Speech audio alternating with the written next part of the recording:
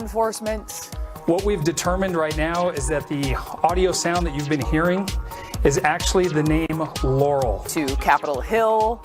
It is Laurel and not Yanny, all right? Come on. How many Laurel fans here, huh? Yeah, right? Okay. Thank you.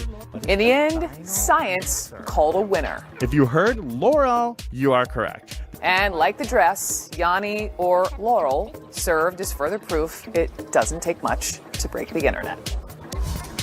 Number 6. About this amazing case of Spider-Man, as he's been dubbed. He was a young migrant from Mali living in the shadows.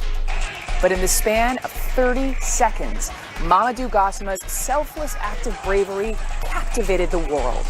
Gassama scaled a 4-story building in Paris with his bare hands to save a child's life. For his heroism, French President Emmanuel Macron granted him citizenship. Gassama now works with the Paris Fire Brigade.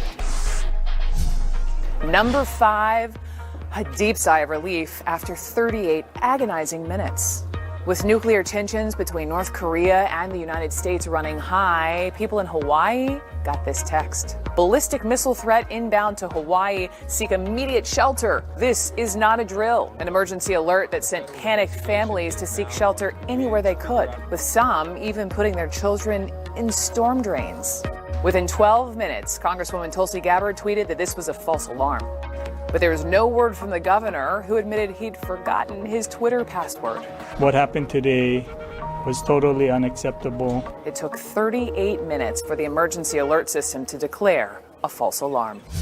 Number 4, a different kind of activism rocked the internet when dozens of viral videos exposed everyday racism aimed at African Americans. Barbecue Becky, Permit Patty, Pool Patrol Paula, these women got the mean treatment after they called police on black people doing everyday things in public places.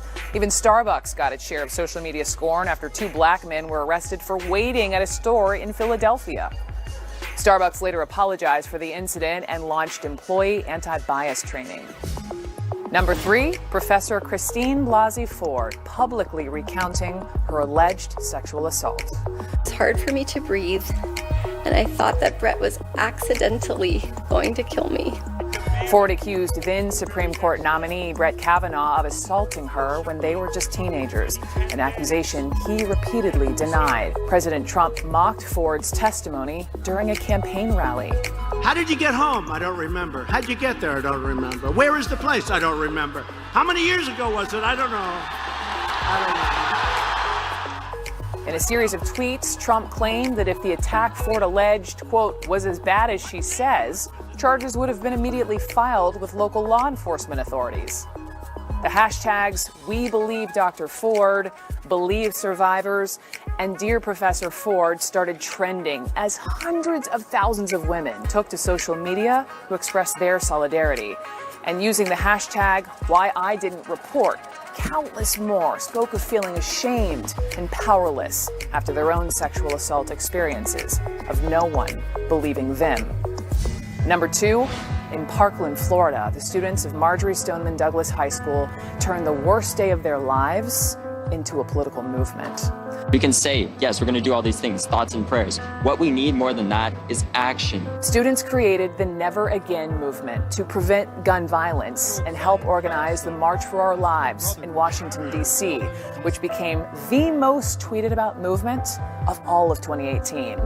More than $2.5 million was raised for March for Our Lives via Facebook fundraisers.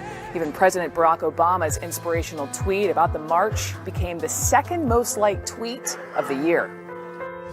And number 1, never before has a president used social media quite like this, communicating directly with more than his 57 million followers.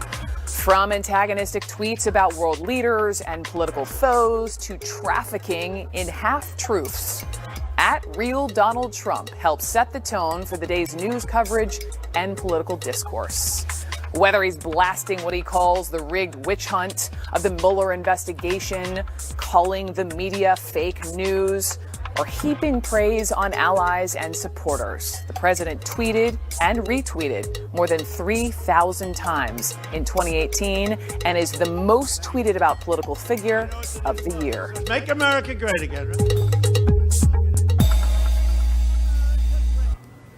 All right, on New Year's Eve, do not miss Anderson Cooper and Andy Cohen live from Times Square starting at 8 p.m.